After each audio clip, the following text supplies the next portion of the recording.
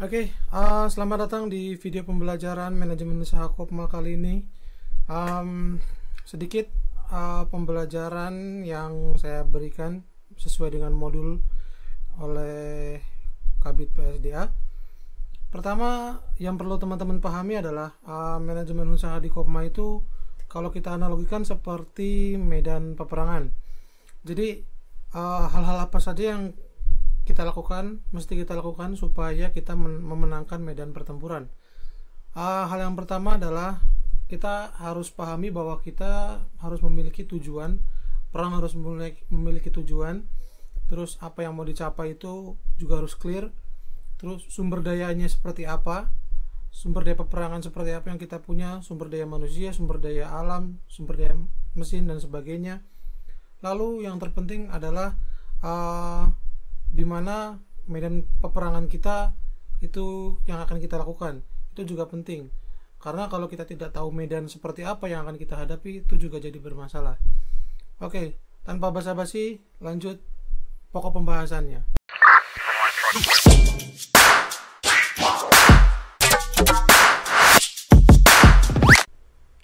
Kita akan kalah perang kalau kita gak bisa memetakan perang yang akan kita hadapi. Nah, medan peperangan yang akan kita hadapi adalah lingkungan UIN Syarif Hidayatullah Jakarta. Tujuan perang ini adalah menciptakan profit. Alat tempur yang kita miliki adalah kantin dan Kopmart. Dan prajurit atau sumber daya manusianya adalah SDM anggota Kopma. Dan untuk musuh-musuhnya adalah semua pihak yang memperebutkan market di UIN Syarif Hidayatullah Jakarta ini. Untuk memenangkan perang, kita harus punya kesiapan, baik secara mental maupun secara fisik. Begitu juga dengan manajemen usaha di Kopma. Kita harus melatih SDM kita, selalu cek kendaraan tempur dan mempelajari strategi berperang musuh. Menurut Peter Drucker, manajemen usaha adalah seni dan ilmu dalam menyusun, mengarahkan, dan mengelola sumber daya dalam organisasi untuk mencapai tujuan yang telah ditetapkan secara efektif dan efisien. Drucker menekankan pentingnya inovasi dan tanggung jawab sosial dalam manajemen usaha. Baik. Hal yang paling krusial adalah kita harus punya tujuan, kita harus punya sumber daya manusia, dan kita harus bisa mengeksekusi.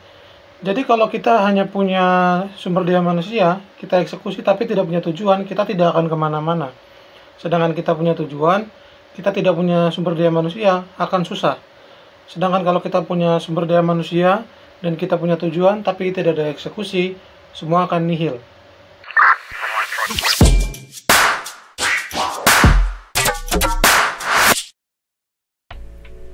Kita perlu unggul dalam SDM jika mau memenangkan peperangan. Tapi kita harus tahu dulu siapa saja yang menjadi modal SDM kita.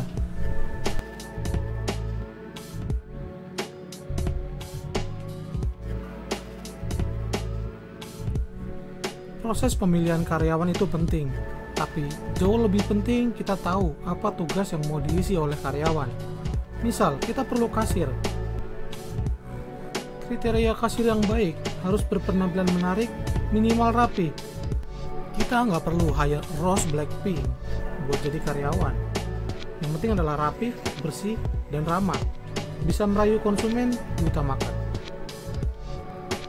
Untuk standar kasir, kita bisa meniru standar Indomaret atau Alfamart.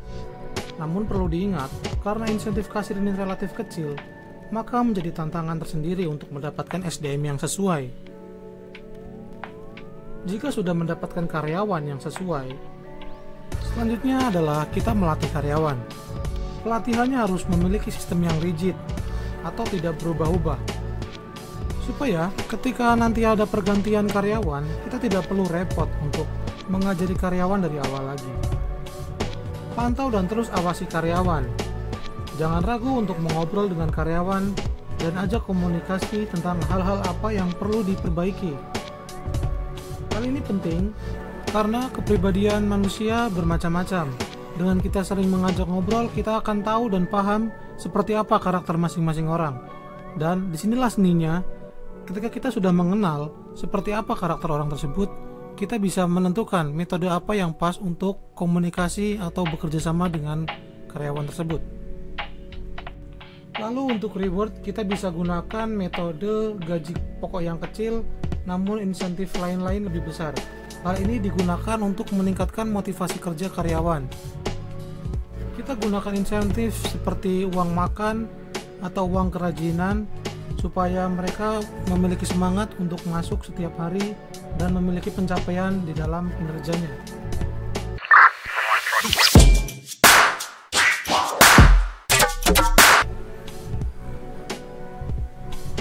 Sebelum mengerti cara manajemen mitra, hal pertama yang harus dipahami adalah siapa mitra itu di Kopma. Mitra adalah pihak di luar Kopma yang menjalin kerjasama dengan Kopma. Hal yang perlu diperhatikan adalah memilih mitra, merawat hubungan baik dengan mitra, dan punya kesepahaman atau role di awal, baik tentang manajemen usaha maupun penyelesaian jika ada masalah di kedepannya. Pahami kontrak dengan mitra. Saling mengerti hak dan kewajiban masing-masing pihak adalah hal fundamental yang harus kita pahami jika ingin memanajemen mitra di Kopma.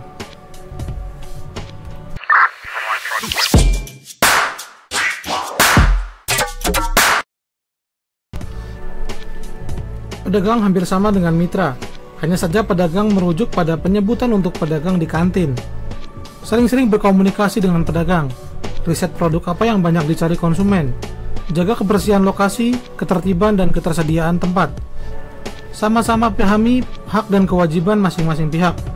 Kunci dari manajemen pedagang adalah tidak sungkan untuk sering komunikasi dengan pedagang, sampaikan hal-hal apa saja yang dirasa kurang berkenan, agar bisa diselesaikan dengan baik.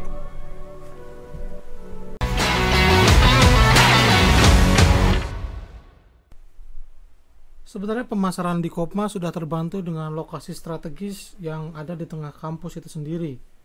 Tinggal bagaimana pengelolaan usaha itu dan value apa yang diberikan ke customer. Ngomongin soal value, itu ada banyak macamnya. Misal, value yang bisa kita contoh adalah Indomaret dan Alfamart. Produk lengkap, layanan lengkap, isi pulsa dan segala macam payment. Pemasarannya juga lokasi yang strategis. Ditambah memang bisnis retail mereka dituntut harus menyediakan banyak produk. Lalu, menurutmu apa value yang Kopma tawarkan ke customer? Pemasaran itu hakikatnya adalah membuat orang yang tidak tahu menjadi tahu. Masalah medianya bisa dipelajari. Hanya saja, keefektifannya perlu dikaji ulang.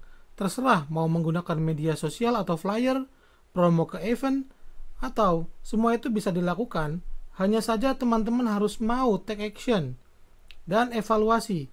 Fokusnya adalah goal. Tidak perlu sedih kalau langkah yang diambil tidak menghasilkan. Yang perlu kita sadari adalah, oh, cara ini ternyata tidak sesuai. Next, kita coba perbaiki. Silakan asah keterampilan teman-teman dalam mengelola Kopma. Karena tidak ada aturan baku dalam mengelola Kopma, khususnya pemasaran. Terus belajar dan mampu beradaptasi, maka dialah yang akan menang.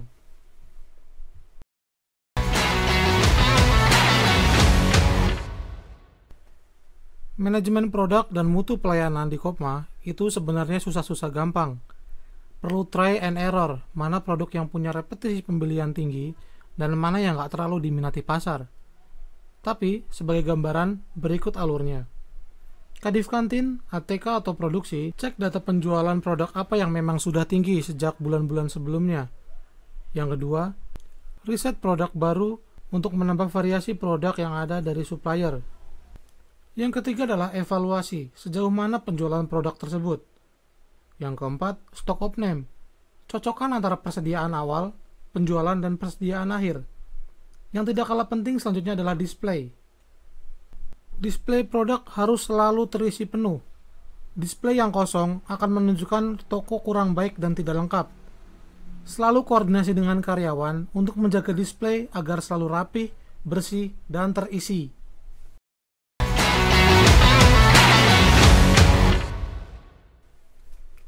Untuk siklus usaha di Kopma, kita bisa meniru 3 pilihan.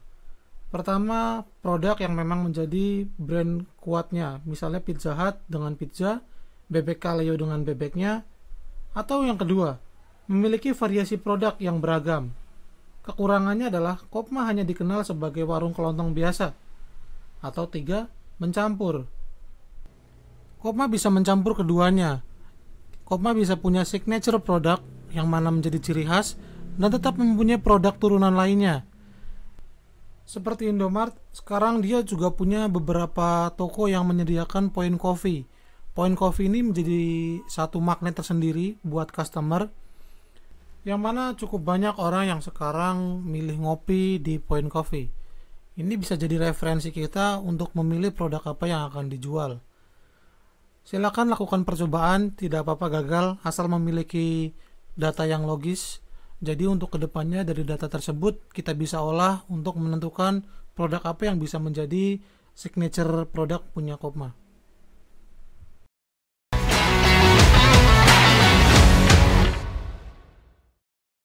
Sejauh video ini dibuat, problem usaha yang ada di Kopma adalah sering kehilangan barang. Entah itu memang karena ada yang hilang atau sistem pelaporan atau pencatatan yang kurang relevan.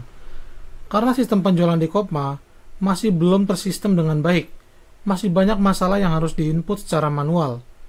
Jadi kedepannya perlu adanya sistem yang jelas antara persediaan, penjualan, dan stok opname supaya bisa terpantau masalah barang hilang ini.